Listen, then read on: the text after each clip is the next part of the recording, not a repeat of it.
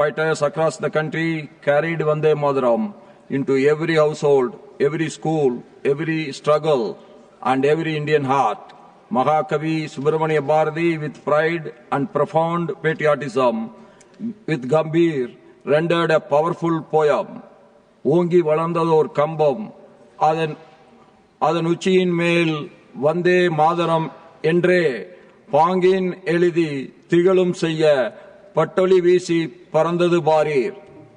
A lofty towering mast upon whose summit resounds Vande Mataram.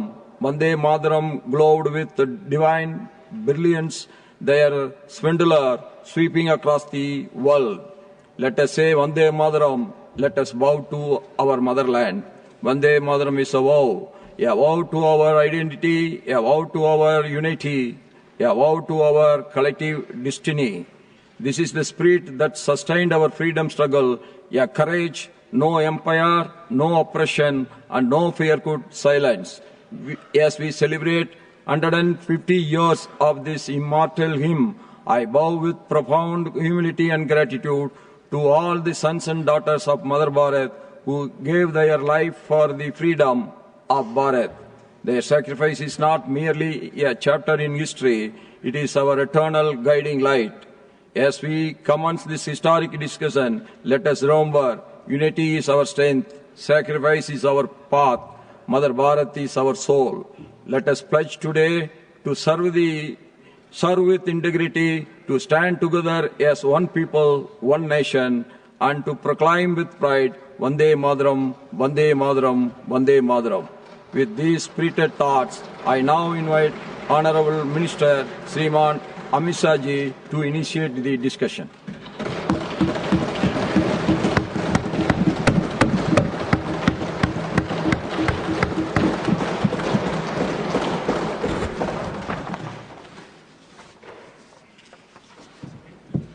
सभापति महोदय,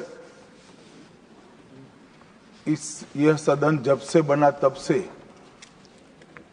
कई सारे ऐतिहासिक पल इस सदन ने जिए भी हैं और सदन की कार्यवाही के माध्यम से राष्ट्र जीवन की स्मृति में वो समाहित भी हुए हैं। मेरा मानना है कि ये जो आपका निर्णय है, सदन का निर्णय है कि वंदे मातरम के 150वें साल के प्रवेश पर ये महान सदन वंदे मातरम के भाव के लिए, वंदे मातरम के यशोगान के लिए और वंदे मातरम को चिरंजीव बनाने के लिए एक चर्चा करे और इस चर्चा के माध्यम से विशेषकर हमारे देश के बच्चे, किशोर, युवा, आने वाली पीढ़ियों तक वंदे मातरम का आजादी के लिए योगदान, वंदे मातरम गान की रचना में राष्ट्रभक्ति और राष्ट्र की संस्कृति के प्रति समर्पण का जो भाव है, उसका आने वाले महान भारत की रचना में योगदान, इसके संकल्प के साथ जुड़ाव, ये सभी चीजों से हमारी आने वाली पीढ़ियां भी युक्त हो। इसलिए मैं आपका और सदन के सभी सदस्यों का हृदय पूर्वक बहुत बहुत अभिनंदन करना चाहता हूं कि आज ये चर्चा यहां पर आकार ले रही है। महोदय, हम सब सौभाग्यशाली हैं कि हम एक ऐतिहासिक पल के साक्षी भी बन रहे हैं और इसमें हिस्सा भी ले रहे हैं। ये महान सदन में जब वंदे मातरम की चर्चा हो रही है, तब कल कुछ सदन सदस्यों ने लोकसभा में प्रश्न उठाया था कि आज वंदे मातरम की चर्चा, वंदे मातरम पर चर्चा की जरूरत क्या है।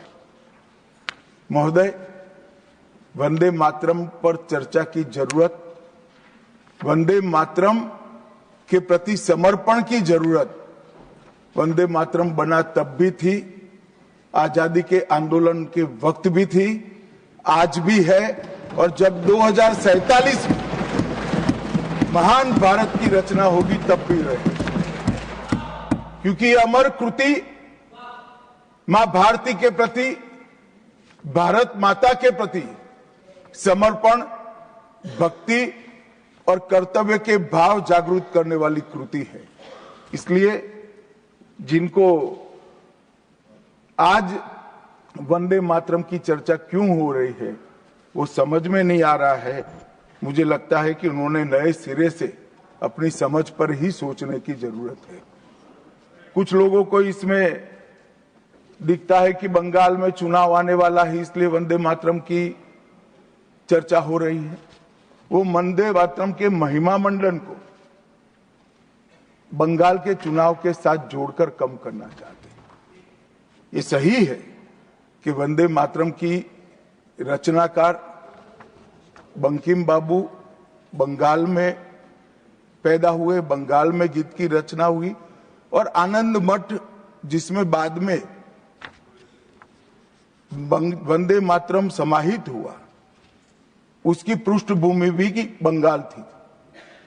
मगर जब वंदे मातरम का प्रकटीकरण हुआ, वंदे मातरम बंगाल तक सीमित नहीं रहा था, देश तक भी सीमित नहीं रहा था। दुनिया भर में जहां पर आजादी के दीवाने थे वो गुप्त बैठक भी करते थे, तो पहले वंदे मातरम का गान कर कर बैठक की शुरुआत। और आज भी सरहद पर हमारा जवान जब अपना सर्वोच्च बलिदान देता है, ये आंतरिक सुरक्षा के लिए देश के पुलिस का जवान सर्वोच्च बलिदान देता है, तो जब वो अपने प्राण त्यागता है, इसके मुंह पर एक ही मंत्र होता है, वो वंदे मातरम।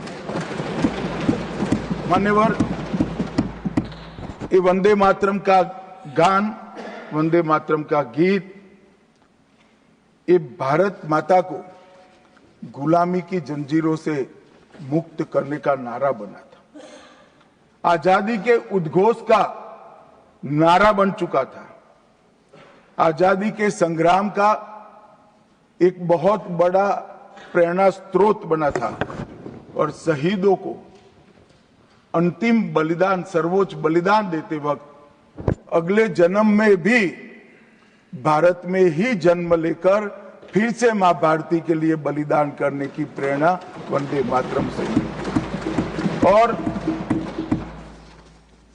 ये चिर पुरातन राष्ट्र को अनेक सदियों तक अपनी संस्कृति के रास्ते पर आगे बढ़ाने की प्रेरणा भी कई सारे मनुष्यों को इस वंदे मातरम से मिली। वंदे मातरम की दोनों सदनों में इस चर्चा से, वंदे मातरम के महिमा मंडन से, वंदे मातरम के गौरव गान से हमारे बच्चे, किशोर, युवा और आने वाली कई पीढ़ियां वंदे मातरम के महत्व को भी समझेगी और उसको राष्ट्र के पुनर्निर्माण का एक प्रकार से आधार भी बनाएगी। मान्यवर, बंकिम चंद्र चट्टोपाध्याय जी ने 7 नवंबर 1875 को वंदे मातरम की रचना उनकी सार्वजनिक हुई। यह दिन कार्तिक शुक्ल नवमी का था। अक्षय नवमी या जगदात्री पूजा के रूप में यह दिन मनाया जाता है। और जब रचना की तब शुरू में कुछ लोगों को लगा कि एक उत्कृष्ट साहित्यिक कृति है, परंतु देखते देखते देखते वंदे मातरम का एक गीत देशभक्ति, त्याग और राष्ट्रीय चेतना का प्रतीक बन गया, जिसने हमारे आजादी के आंदोलन का रास्ता प्रशस्त किया। और कब वंदे मातरम की रचना हुई? वंदे मातरम की रचना की पृष्ठभूमि हम सब ने जरूर याद करनी चाहिए। उसकी पृष्ठभूमि में सदियों तक इस्लामिक आक्रमण को झेलकर इस देश की संस्कृति और इस देश का इतिहास झंझोड़ने का काम, सीण वीण करने का काम हुआ था। उसके बाद अंग्रेजों ने अपने शासन के काल में, भारत के गुलामी के काल में एक नई सभ्यता, एक नई संस्कृति हमें थोपने का प्रयास किया था। और उस वक्त ये वंदे मातरम का रचना बंकिम बाबू ने की, और वो रचना के अंदर बहुत बारीकी से जो हमारी मूल सभ्यता थी, हमारा सांस्कृतिक राष्ट्रवाद था, देश को माता के रूप में कल्पना कर कर, देश की माता के रूप में जो कल्पना की, इसकी आराधना करने की हमारी परंपरा थी, उसको उन्होंने पुनः प्रस्तापित किया था। और इसीलिए ये गीत देखते देखते कोई प्रचार के बगैर, उस वक्त ना सोशल मीडिया था, ना प्रचार के कोई साधन थे, उल्टा जो सरकार थी वो तो उसको रोकना चाहती थी, प्रतिबंध लगाती थी। वंदे मातरम बोलने वालों पर कोड़े बरसाए जाते थे, जेल में डाल दिए जाते थे। फिर भी वो सारे प्रतिबंधों को पार कर कर हर एक व्यक्ति के मन को भी छुआ, आत्मा को भी छुआ, और अनेक प्रताड़नाएं झेलते हुए भी वंदे मातरम कश्मीर से कन्याकुमारी तक फैल गया। मान्यवर, ये एक प्रकार से भारत के संस्कृति के प्रति श्रद्धा रखने वाले सभी लोगों को पुनः जागरण का मंत्र बन गया। गुलामी के कालखंड में कई मंदिर, विश्वविद्यालय, कला केंद्र, हमारी कृषि व्यवस्था है, हमारी शिक्षा व्यवस्था, कई सारी लाइब्रेरी अस्त व्यस्त हो गई, तोड़ दी गई, सीण वीण कर दी गई, मगर हमारी संस्कृति, उसके भाव को हमारे जनमानस से कोई नहीं मिला। मगर एक जरूरत थी वो भाव को जागरूक करने की और वो भाव को पुनः संगठित करने की। उसी वक्त बंकिम बाबू ने वंदे मातरम की रचना की, और देखते देखते वंदे मातरम का नारा अक्रॉस द कंट्री, पूरे देश में ट्रैवल कर गया मान्यवर, और अंडमान निकोबार की जेलों तक पहुंच गया। उसको ना अंग्रेज रोक सके, ना अंग्रेजों की सभ्यता को स्वीकारने वाले लोग रोक सके। मान्यवर, वंदे मातरम ने एक ऐसे राष्ट्र को जागरूक किया जो अपनी दिव्य शक्ति को भुला चुका था। राष्ट्र की आत्मा को जागरूक करने का काम वंदे मातरम ने किया। यह इसीलिए महर्षि अरविंद ने कहा, वंदे मातरम भारत के पुनर्जन्म का मंत्र है। श्री अरविंद का ये वाक्य, इसका गर्भित अर्थ वो वंदे मातरम की महत्ता को बताता है। मान्यवर, अरविंद घोष ने यह भी कहा कि देश को एक ऐसे मंत्र की आवश्यकता थी और ईश्वर ने उसे साकार करने के लिए ही बंकिम बाबू को इस भूमि पर भेजा था। श्री अरविंद का वंदे मातरम के लिए भाव बच्चे बच्चे के लिए एक प्रेरणा स्रोत बन गया और हमारे आजादी का नारा बन गया। मान्यवर, हमारे देश को जो लोग समझते हैं, लोग जो जानते हैं, वो सभी लोगों को मालूम है कि हमारा देश पूरी दुनिया में एक प्रकार से अनूठा देश है। दुनिया के कई देशों की रचना अधिनियमों से हुई, कहीं युद्धों के कारण हुई, कहीं युद्ध के बाद संधि के कारण हुई। भारत एकमात्र ऐसा देश है जिसकी सीमाएं कोई अधिनियम से तय नहीं की है। हमारे देश की सीमाएं हमारी संस्कृति ने तय की है और संस्कृति ने इस भारत को जोड़ कर रखा है। और इसीलिए सांस्कृतिक राष्ट्रवाद का जो कंसेप्ट था, उस सांस्कृतिक राष्ट्रवाद के कंसेप्ट को, सांस्कृतिक राष्ट्रवाद के विचार को सबसे पहले गुलामी के कालखंड में जागरूक करने का काम बंकिम चंद्र चट्टोपाध्याय जी ने किया। हम पूरे देश को एक बार फिर से देखें तो हमें मालूम पड़ेगा कि हमारे देश को जोड़ने वाला मंत्र हमारी संस्कृति है। हमारे देश को जोड़ने वाली, एक रखने वाला मंत्र हमारी संस्कृति है। और इसी के कारण वंदे मातरम का जो उद्घोष हुआ, उसने सांस्कृतिक राष्ट्रवाद के सिद्धांत को पहली बार एस्टैब्लिश करने का काम किया। जब अंग्रेजों ने वंदे मातरम पर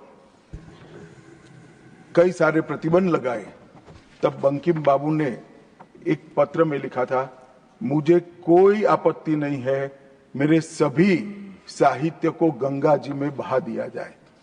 यह मंत्र वंदे मातरम अनंत काल तक जीवित रहेगा। यह एक महान गान होगा और लोगों के हृदय को जीत लेगा और भारत के पुनर्निर्माण का यह मंत्र बनेगा। आज हम देख रहे हैं कि बंकिम बाबू के वो शब्द सच हुए हैं। भले देर से ही सही, ये पूरा राष्ट्र आज सांस्कृतिक राष्ट्रवाद की परिकल्पना को स्वीकार कर आगे बढ़ रहा है।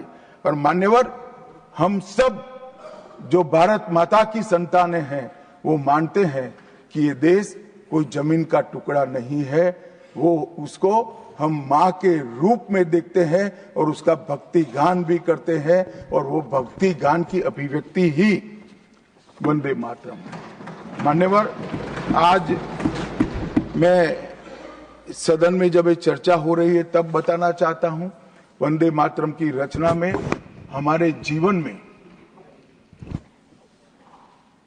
देश की, भारत माता की कल्पना का जो योगदान है, उसको बहुत अच्छे तरीके से भावना के साथ वर्णन किया है। जल, फल और समृद्धि तीनों की दायिनी भारत माता को बताया गया। शोभित पुष्पों से मन को प्रफुल्लित करने वाली भी भारत माता को बताया गया। सरस्वती, लक्ष्मी, दुर्गा, ये तीनों का जो स्वरूप है वो भारत माता है। एक प्रकार से हमारा समृद्धि, हमारी सुरक्षा, हमारा ज्ञान, हमारा विज्ञान, ये सब भारत माँ की ही कृपा है और उसकी आराधना से ही प्राप्त हो सकता है। इतना बड़ा एक संकल्प बंकिम बाबू ने रखा। दुर्गा की वीरता, लक्ष्मी की संपन्नता और सरस्वती की मेघा, ये तीनों हमें भारत माँ की कृपा ही दे सकती है, यह मिट्टी ही दे सकती है। इसीलिए इसको बार बार प्रणाम करना चाहिए, माँ को प्रणाम करना चाहिए। मान्यवर, एक प्रकार से जिसकी उद्घोषणा 150 साल पहले बंकिम बाबू ने की, ये विचार तो बहुत चिर पुरातन है। रामायण के अंदर प्रभु श्री राम ने भी, जब उनको सलाह दी गई कि इतनी वैभवशाली लंका है, आप लंका जीत ही लिए हो, तब अयोध्या जाकर क्या करना है, यहीं रह जाते हैं। तब उन्होंने कहा कि माता और मातृभूमि ईश्वर से भी बड़ी होती है, मैं माता और मातृभूमि का त्याग करूं। मातृभूमि के महिमा मंडन प्रभु श्री राम ने भी किया। मातृभूमि का महिमा मंडन आचार्य शंकर ने भी किया और मातृभूमि का महिमा मंडन आचार्य चाणक्य ने भी किया। ये सभी ने समय समय पर हमारे अस्तित्व को मातृभूमि के साथ जोड़ने का काम किया। मातृभूमि ही हमें पहचान देती है, वो ही हमें भाषा देती है, वो ही सभ्य जीवन जीने की संस्कृति का आधार बनाती है और वो ही हमारे जीवन को ऊपर उठाने का अवसर देती है। इसलिए मातृभूमि से ज्यादा कुछ हो नहीं सकता।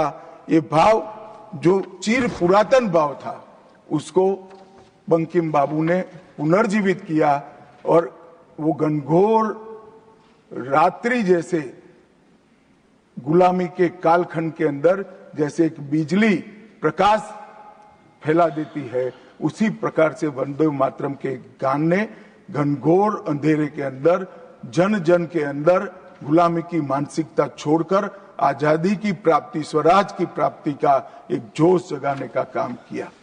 मान्यवर, महर्षि अरविंद ने वंदे मातरम को गीत नहीं, हमारी आध्यात्मिक शक्ति का प्रतीक माना। उन्होंने बहुत सुंदर तरीके से वर्णन किया है कि स्थूल, सूक्ष्म और कारण तीनों प्रकार से वंदे मातरम भारत की शक्ति को जगाता है।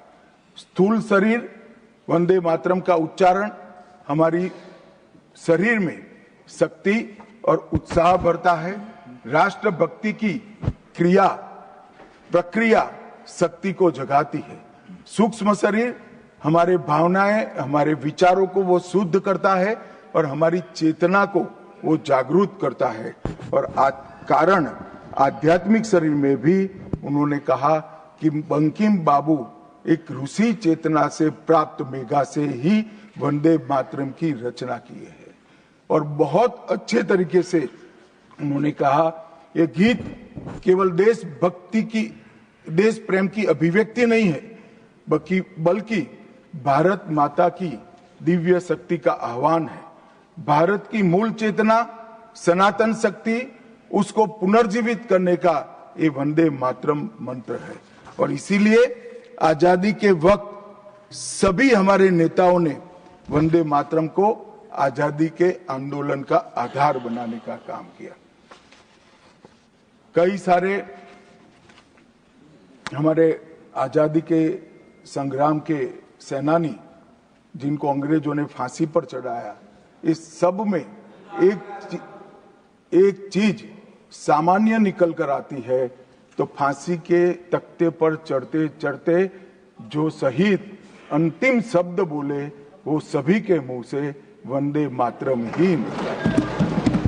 स्वदेशी का आह्वान करना हो, विदेशी माल का बहिष्कार करना हो, राष्ट्रीय शिक्षा का आह्वान जगाना हो, हर वक्त राष्ट्रभक्ति जगाते वक्त वंदे मातरम का उद्घोष इस देश ने सुना भी, इस देश ने महसूस भी किया। पंजाब के गदर आंदोलन में वंदे मातरम के शीर्षक से कई पर्चे बांटे गए। महाराष्ट्र में वंदे मातरम के विशेष अंक गणपति और शिवाजी के उत्सव में बांटे जाते थे। तमिलनाडु में सुब्रह्मण्यम भारती जी ने तमिल अनुवाद कर हिंद महासागर को भी क्रांति की चेतना से आंदोलित कर दिया था। मान्यवर, 1907 में कलकत्ता में वंदे मातरम नाम का एक अंग्रेजी अखबार शुरू हुआ, जिसके संपादक महर्षि अरविंद थे। ब्रिटिश सरकार ने उसको सबसे खतरनाक राष्ट्रवादी पत्र माना। वो राष्ट्रवादी भी कहते थे और खतरनाक भी कहते थे। और श्री अरविंद पर राजद्रोह का मुकदमा भी चला और उनको सजा भी गई। अंततोगत्वा उसको प्रतिबंधित कर दिया। मान्यवर, कांग्रेस के अधिवेशनों ने भी वंदे मातरम के महिमा मंडन को, वंदे मातरम के गान को गाया। 1896 में गुरुवर टैगोर ने कांग्रेस अधिवेशन में इसको पहली बार सार्वजनिक रूप से गाया। 1905 में कांग्रेस के वाराणसी अधिवेशन में महान कवियत्री गायिका सरला देवी चौधरानी ने पूर्ण वंदे मातरम का गायन किया।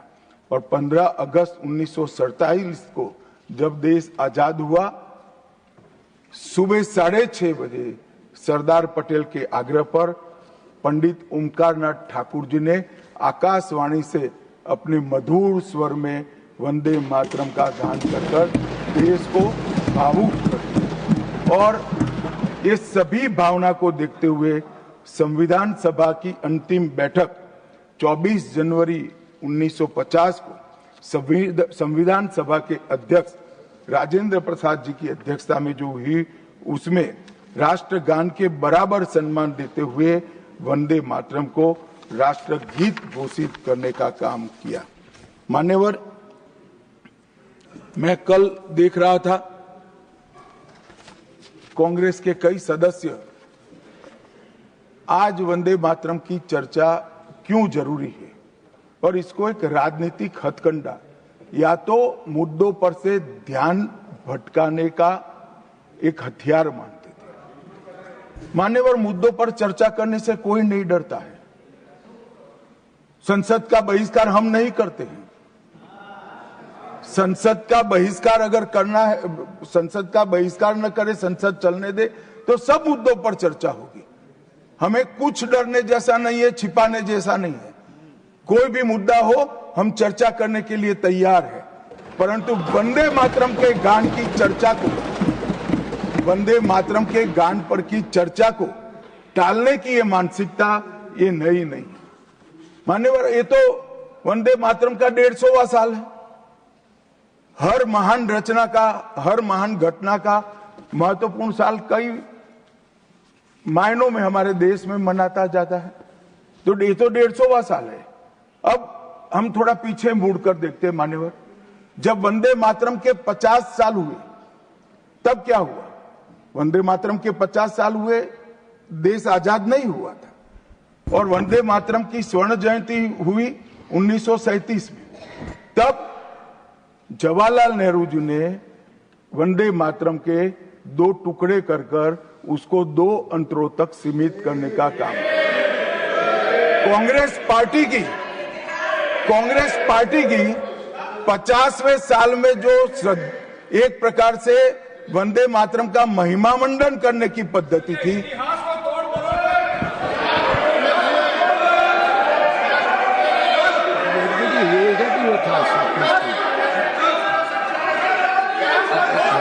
Right here, you will get your chance to speak, na?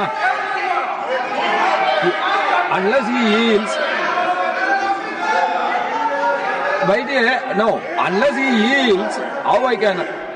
Unless he yields, how I can? मान्यवर, 1 मिनट में उनको बहुत समय दिया गया, अपने समय पर बोले ना, मुझे कोई आपत्ति नहीं।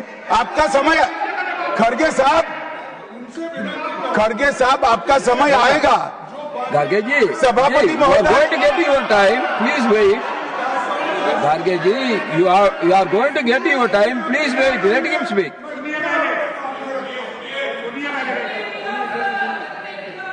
मान्यवर, 50वें पड़ाव पर वंदे मातरम को सीमित कर दिया गया। वहीं से तुष्टीकरण की शुरुआत हुई और वो तुष्टीकरण जाकर देश के विभाजन में पलटा। मान्यवर, मेरे जैसे कई लोगों का मानना है, कांग्रेस पार्टी को पसंद आए ना आए, अगर वंदे मातरम के तुष्टीकरण की नीति के तहत 2 टुकड़े न करते तो देश का बंटवारा नहीं होता और देश पूरा होता। मान्यवर, 50 साल के बाद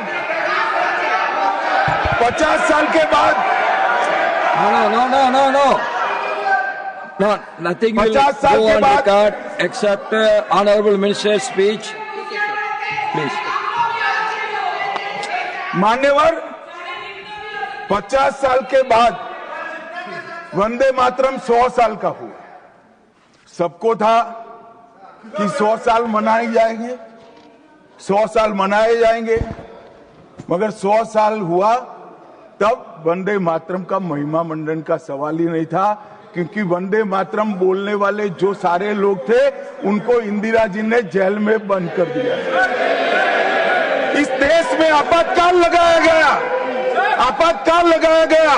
विपक्ष के लाखों लोगों को, लाखों समाज सेवियों को, स्वयंसेवी संगठन के लोगों को जेल में भर दिया गया।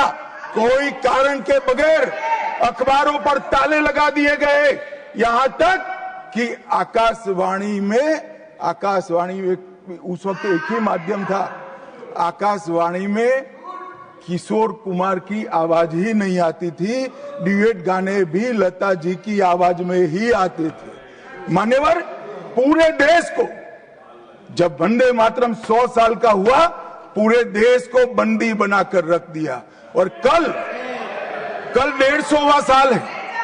150वें साल में लोकसभा में चर्चा हुई। साहब, ये कांग्रेस पार्टी की स्थिति देखिए। जिस कांग्रेस पार्टी के अधिवेशनों की शुरुआत गुरुवर टागोर जैसे लोग वंदे मातरम गाकर कराते थे। वंदे मातरम कांग्रेस पार्टी के आजादी के आंदोलन का एक मंत्र बना था। वो वंदे मातरम के महिमा मंडन करने के लिए जब लोकसभा में चर्चा हुई, गांधी परिवार के दोनों सदस्य नदारद थे, दो में से एक भी। वंदे मातरम का विरोध आज भी जवाहरलाल नेहरू से लेकर आज के कांग्रेस के नेतृत्व तक कांग्रेस के खून के अंदर बसा है। मान्यवर,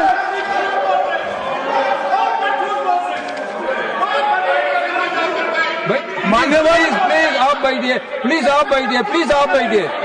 मान्यवर, मैं तथ्यों के आधार पर कहता हूं, कांग्रेस पार्टी की एक नेत्री ने कांग्रेस बैठ जाओ रामदास,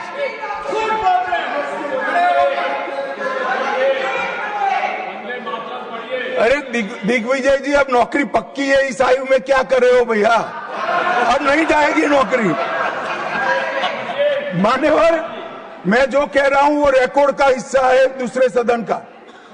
मान्यवर, दूसरे सदन की चर्चा में कांग्रेस पार्टी की एक प्रमुख नेत्री ने कहा है कि वंदे मातरम की आज चर्चा की कोई जरूरत नहीं है। मुझे मालूम नहीं पड़ता कि वंदे मातरम से नो, रमेश जी क्या कहा? जयराम रमेश जी प्लीज बैठिए, प्लीज आप बैठिए जी। साहब, माननीय सदस्य जयराम जी का प्रॉब्लम है कि वो सिर्फ विपक्ष की ही बात सुनते हैं, अपने नेताओं की बात को सुनते नहीं है। मैंने ऐसा नहीं कहा, आपने कहा है। मैंने ऐसा कहा कि लोकसभा में चर्चा में कांग्रेस पार्टी की एक प्रमुख नेत्री ने कहा है कि अभी इस समय वंदे मातरम की चर्चा की कोई जरूरत नहीं। ये रिकॉर्ड पर है, रिकॉर्ड पर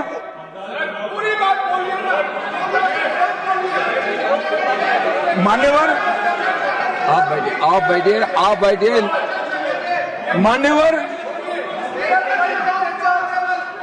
मान्यवर, जिस गीत को, जिस गान को महात्मा गांधी ने राष्ट्र की शुद्धतम आत्मा से जुड़ा हुआ गीत कहा, बिपिन चंद्र पाल ने एक राष्ट्र धर्म है जिसमें राष्ट्रभक्ति और कर्तव्य दोनों समाहित है, जिसकी अभिव्यक्ति वंदे मातरम करता है, वो वंदे मातरम का टुकड़ा करने का काम भी कांग्रेस पार्टी ने किया था।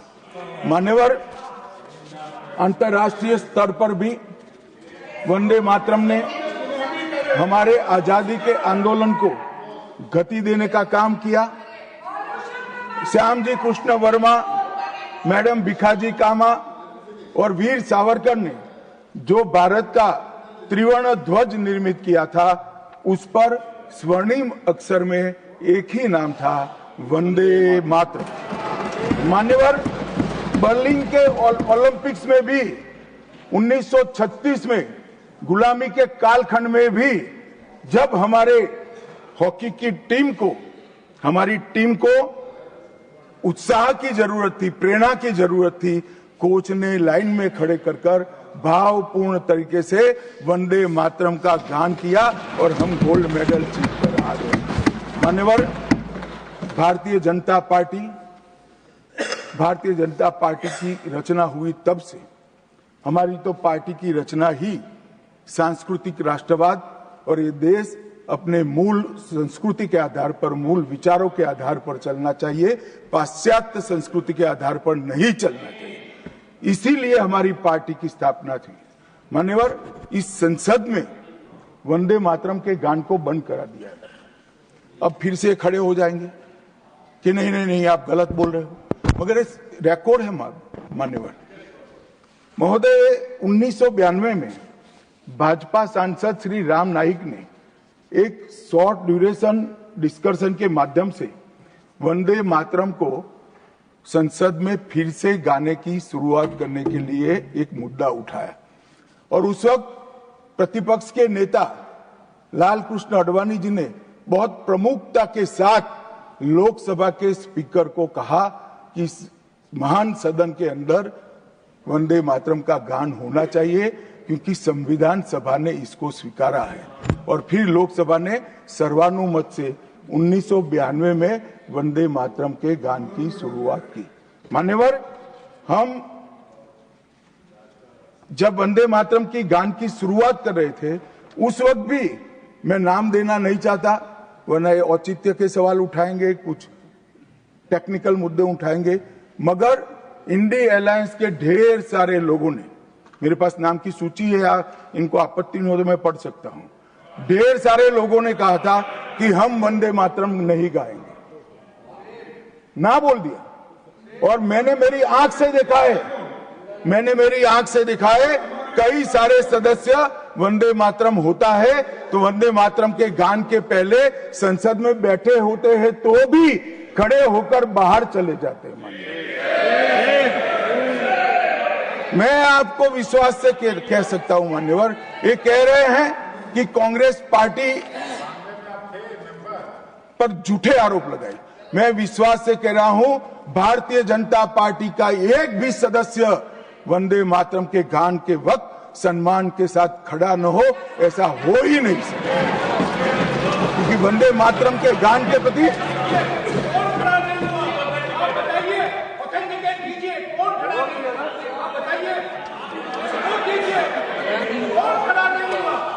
आप बैठिए, आप बोथ बैठिए प्लीज, आप बोथ बैठिए प्लीज, बैठिए please. You will get your chance to speak.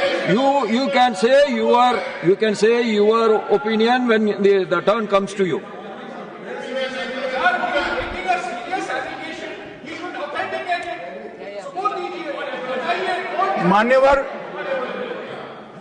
मान्यवर, अरे सुनो तो, बोल क्या करते हो भैया, मुझे सुनो तो। मान्यवर, सम्मानीय सदस्य जी ने कहा है कि कौन कौन कांग्रेस पार्टी के लोगों ने वंदे मातरम नहीं गाने के लिए स्टेटमेंट दिया है और संसद के वक्त बाहर चले गए हैं। मैं इसकी सूची आज शाम होने के पहले सदन के पटल पर रख दूंगा। मेरा विनंती है कि वो कांग्रेस सदस्यों के नाम इस चर्चा का हिस्सा करने के लिए आप आदेश करिएगा। इस सदन की चर्चा के रिकॉर्ड पर रहना चाहिए कि कांग्रेस पार्टी के सदस्य वंदे मातरम का विरोध करते हैं। इस देश की जनता इनको जाननी चाहिए। मान्यवर, मैं दे देता हूं, दिग्विजय सिंह पढ़ लीजिएगा।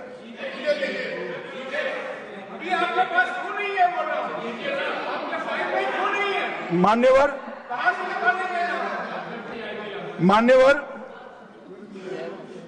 वंदे बंकिम चंद्र चट्टोपाध्याय जी की 130वीं जयंती पर हमारी सरकार ने, डाक विभाग ने एक स्टैंप जारी किया। स्वतंत्रता की 75 की वर्षगांठ के उपलक्ष्य में हर घर तिरंगा का अभियान भी हमने करा और उस वक्त हमारे प्रधानमंत्री जी ने जनता का आह्वान किया था कि तिरंगा फहराते वक्त वंदे मातरम बोलना नहीं भूलना चाहिए। और मान्यवर, ये वंदे मातरम की 150वीं वर्षगांठ, उसको भी भारत सरकार बहुत अच्छे तरीके से हमने मनाने का तय किया है। 1 अक्टूबर 2025 को केंद्रीय मंत्रिमंडल ने पूरा वर्ष वंदे मातरम के यशोगान में मनाया जाएगा, इसका प्रस्ताव पारित किया। 24 अक्टूबर 25 को राष्ट्रीय और अंतर्राष्ट्रीय स्तर पर समन्वयित कार्यक्रमों की रूपरेखा तय की गई। माननीय प्रधानमंत्री जी ने भारत माता को पुष्पांजलि देकर 7 नवंबर 25 को नई दिल्ली में ये वर्ष का शुभारंभ किया। उसका चरण 1 नवंबर में हो चुका है, चरण 2 जनवरी 26 में होगा, चरण 3 अगस्त 26 में होगा और चरण 4 नवंबर 26 में होगा। स्मारक डाक टिकट का वो भी हम जारी कर चुके हैं, सिक्का भी जारी कर चुके हैं। वंदे मातरम नाद एकम रूप अनेकम ऐसे शीर्षक से 75 वादकों द्वारा विशेष सांस्कृतिक प्रस्तुतिकरण की रचना भी हो चुकी है और सुबह 10 बजे उस दिन 7 नवंबर को देश भर में सामूहिक वंदे मातरम का गान भी भारत सरकार के आह्वान पर देश की जनता ने किया। मान्यवर, वंदे मातरम के 150 वर्ष इसकी डॉक्यूमेंट्री और प्रदर्शनी बनाई गई है। हर जिला सेंटर पर और हो सके तो तहसील सेंटर पर उसको दिखाया जाएगा। डिजिटल मोड पर करोड़ों लोगों को वो प्रदर्शनी भी भेजी जाएगी। ऑल इंडिया रेडियो, दूरदर्शन और एफएम चैनलों पर विशेष कार्यक्रमों को प्रसारित करने का हमने आयोजन किया है। प्रेस सूचना ब्यूरो द्वारा टायर T2 और टायर 3 शहरों में चर्चा सभाएं का आयोजन होने वाला है। सभी भारतीय दूतावासों में वंदे मातरम आधारित सांस्कृतिक संध्याएं आयोजित होने वाली है। Vande Mataram salute to mother earth के तहत वृक्षारोपण अभियान चालू है। हाईवे पर देशभक्ति आधारित वंदे मातरम के इतिहास को दर्शाते हुए भित्ति चित्र भी हम रखने वाले हैं। रेलवे स्टेशन और हवाई अड्डों पर LED डिस्प्ले के माध्यम से सार्वजनिक घोषणा भी होगी और वंदे मातरम और बंकिम चंद्र चट्टोपाध्याय जी पर 25 लघु फिल्में 1-1 मिनट की बनाने का भी हमने शुरुआत कर लिया है।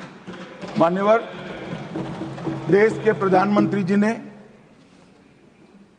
लाल किले से अमृत काल के लिए पंच प्रण की घोषणा की थी। इसमें एक, जब देश आजादी की शताब्दी मनाता हो उस वक्त विकसित भारत का लक्ष्य हमने तय करना है। गुलामी की हर मानसिकता से मुक्ति प्राप्त करनी है। अपनी विरासत पर गर्व लेना है। देश की एकता और एकजुटता और अखंडितता को हमें संभाल कर रखना है और नागरिकों में कर्तव्य की भावना को हमें आगे बढ़ाना है।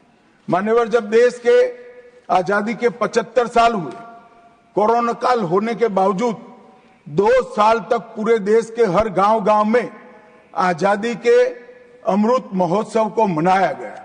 अमृत महोत्सव के माध्यम से इस देश की युवा पीढ़ी को हमारी 1857 से 1947 तक की पूरी आजादी के संघर्ष को हमारे युवाओं को परिचित कराया।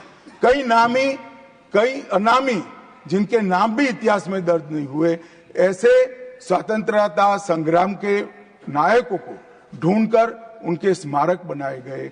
देश भर में कई कार्यक्रम हुए और देशभक्ति का एक नया ज्वार खड़ा करने का प्रयास आजादी के बाद पहली बार 75 साल जब मनाए गए तब हुआ। और वहां से अटके नहीं, माननीय प्रधानमंत्री जी ने अमृत काल का विचार रखा। आजाद हुए तब से 75 साल जितनी भी सरकारें आई, अच्छा काम किया। सबने देश को बहुत आगे बढ़ाया है। हमने हमारे लोकतंत्र को पाताल से भी गहरा पहुंचाया है। हमारे लोकतंत्र की जड़ें आज मजबूत हो चुकी है।